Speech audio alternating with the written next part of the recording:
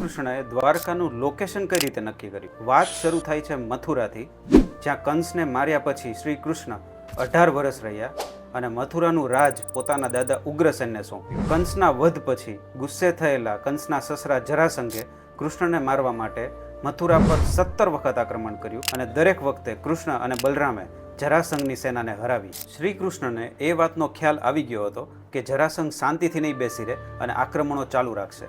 એટલે યાદવોની શાંતિ અને સલામતી માટે શ્રી કૃષ્ણએ મથુરાથી હજારો કિલોમીટર દૂર પોતાનું અલગ નગર વસાવવાનું નક્કી કર્યું, જેનું લોકેશન 3 બાજુ દરિયાથી ઘેરાયેલું હતું અને ચોથી બાજુ પર્વતો હતા.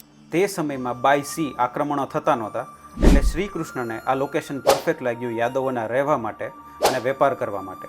આ નગરના કન્સ્ટ્રક્શન પ્લાનમાં ઘણા બધા દરવાજા હોવાથી શ્રી કૃષ્ણએ આ નગરને નામ આપ્યું દ્વારકા, જેમાં દ્વારનો મિનિંગ થાય છે દરવાજો અને કા એટલે સિટી. દ્વારકા એટલે ધ સિટી ઓફ ગેટ્સ.